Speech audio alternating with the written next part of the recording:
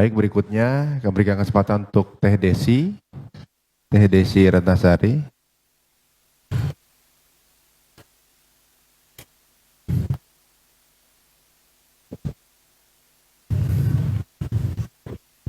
Bismillahirrahmanirrahim. Assalamualaikum warahmatullahi wabarakatuh. Waalaikumsalam warahmatullahi wabarakatuh.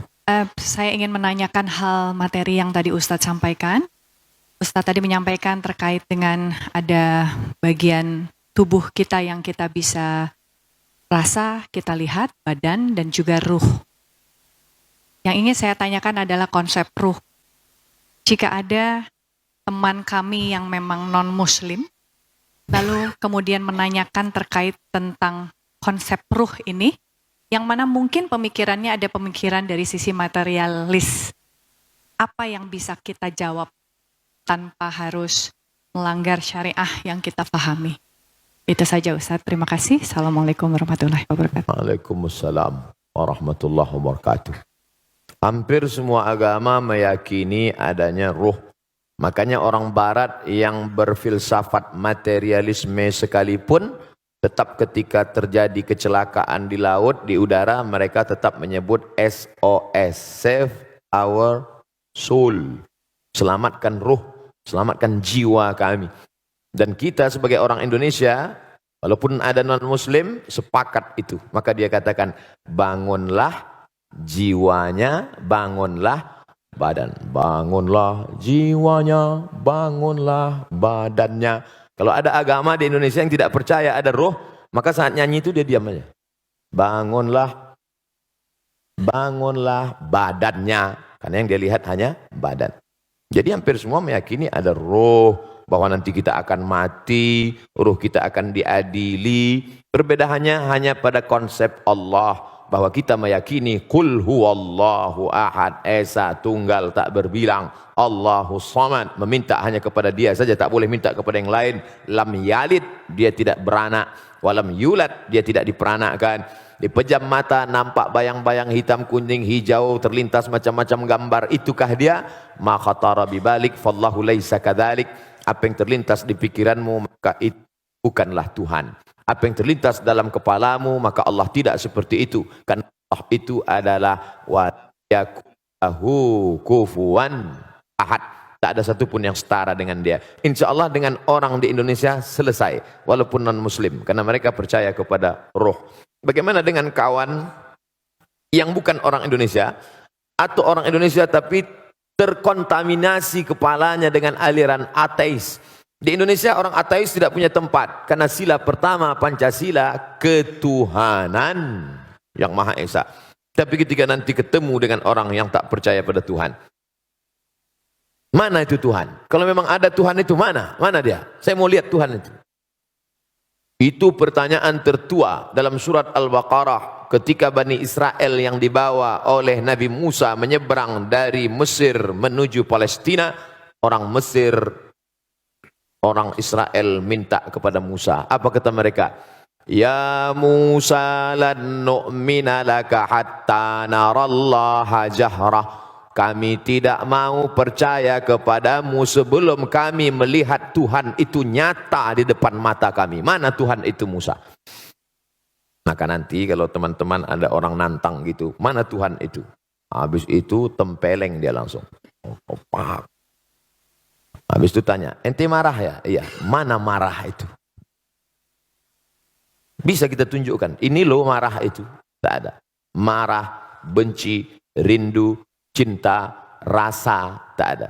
Maka setiap orang yang ingin mengungkapkan rasa dengan kata-kata, kata terlalu miskin untuk mewakili rasa. Semua kata yang diungkapkan untuk mewakili rasa yang tak kelihatan itu, semua kata itu dusta. Contohnya, ini yang baru-baru kenal lalu ingin nikah, perempuannya nggak mau diajak nikah. Apa kata si laki-laki? Kan ku nanti kau 1000 tahun lamanya. Bohong.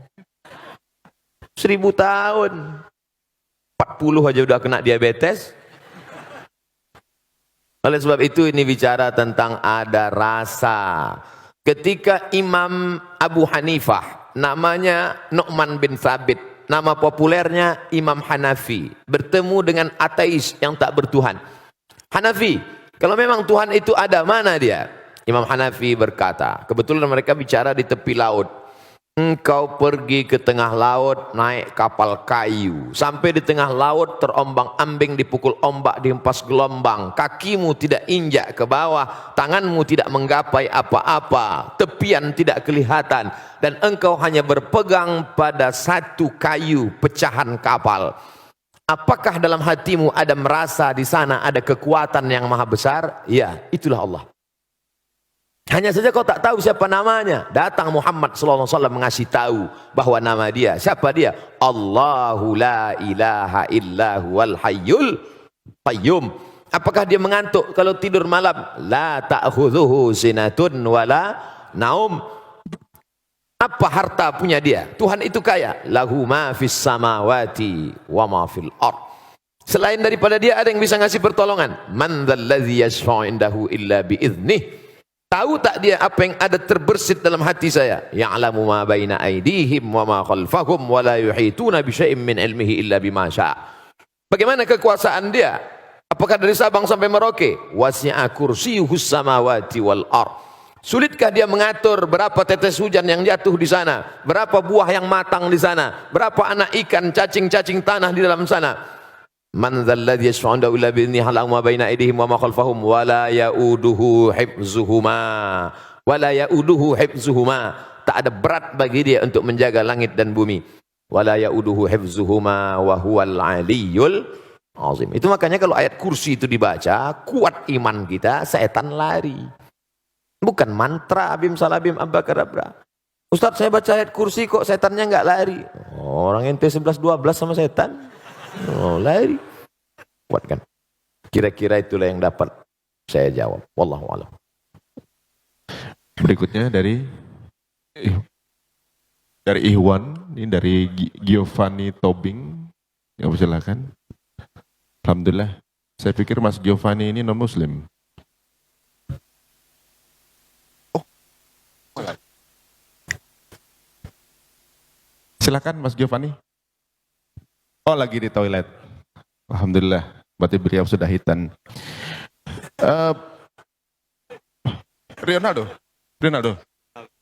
Ronaldo. Mau tanya juga? Di toilet juga, mungkin bersama Giovanni. Oke, baiklah. Sepertinya list yang diberikan panitia dari teman-teman yang sudah booking pertanyaan sudah selesai.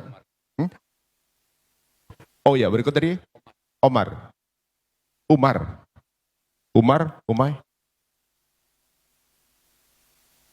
Mita, itu Ustadz loh.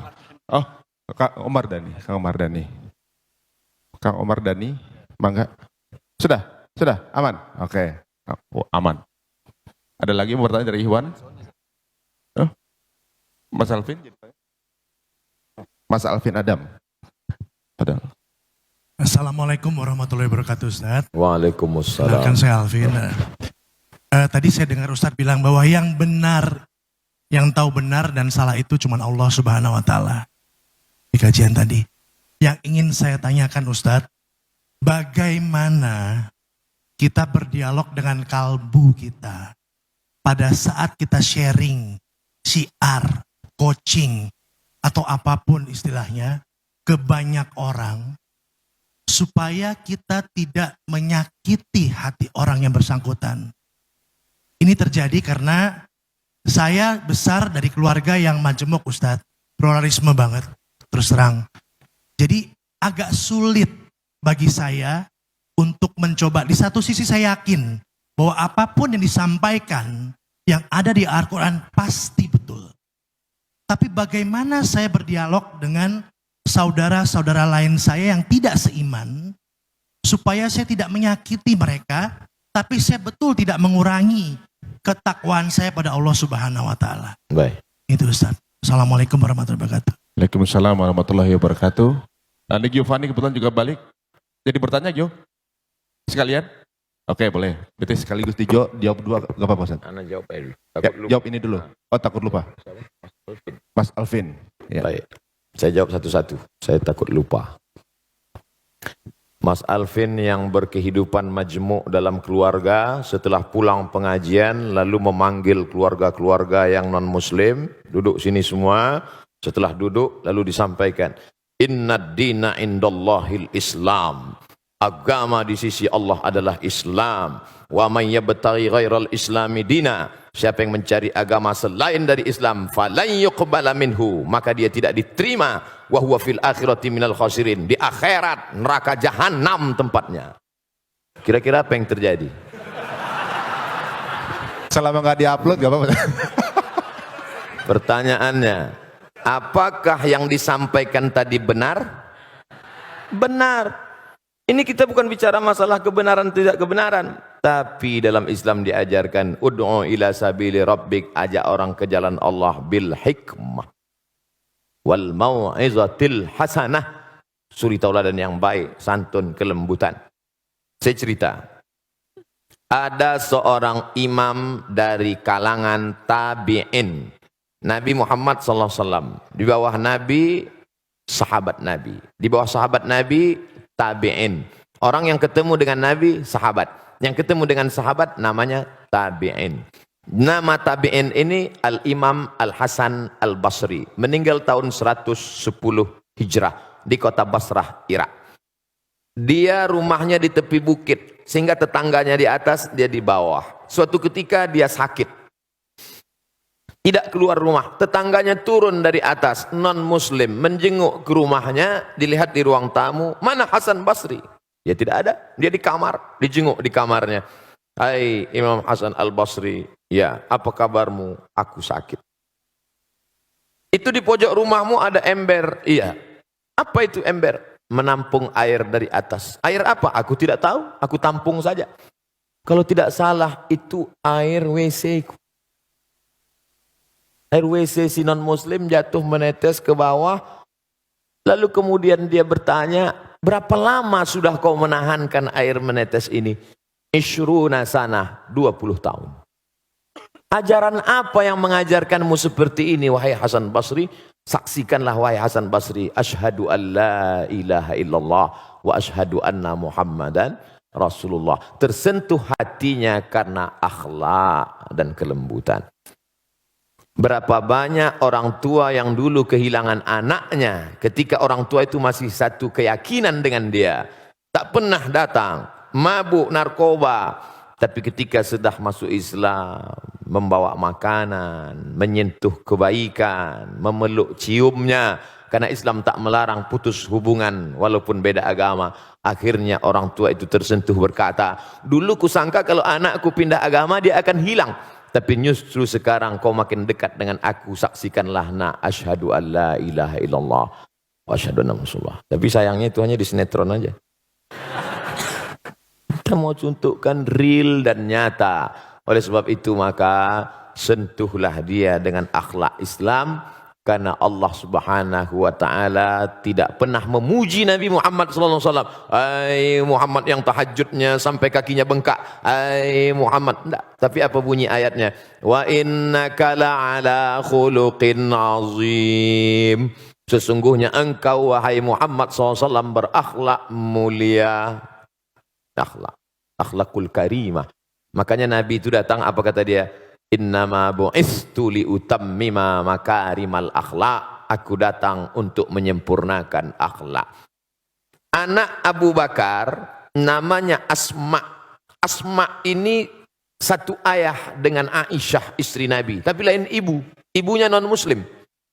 Setelah Asma pindah dari kota Makkah ke kota Madinah, ibunya rindu, datang ingin menemui Asma. Asma takut bertemu ibunya karena non-muslim. Akhirnya melapor ke Nabi, ya Rasulullah, ya ummi qadimat, ibu saya datang. Afa asiluha, ibu saya datang jauh dari kota Makkah, tapi saya takut menemuinya karena akidahnya berbeda. Bolehkah saya silaturahim dengan dia? Kata Nabi, apakah Nabi menjawab, ini pedang pancung kepala makmu. Kata Nabi, siliha, silakan sambung silaturahim.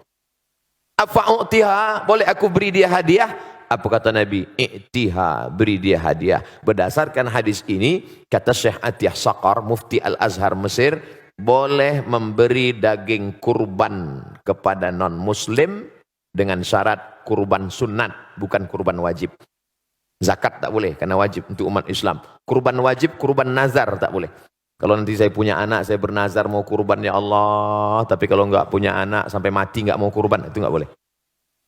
Kurban sunat boleh. Jadi saudara saya Mas Alvin, maka tunjukkan saja dengan perilaku, dengan kelembutan, dengan akhlak, tahadu tahabu, saling berbagi hadiah, maka kau akan berkasih sayang. Bersalaman, menghilangkan kedengkian, kemarahan, kelembutan, maka insya Allah, tapi tetap dengan berpegang ada aturan-aturan. Kehidupan sosial tak masalah, tapi kalau sudah terkait dengan akidah, harus tegas. Wala ana abidum ma'abadtum wala antum abiduna ma'abud lakum dinukum waliyadin. Wallahu a'lam.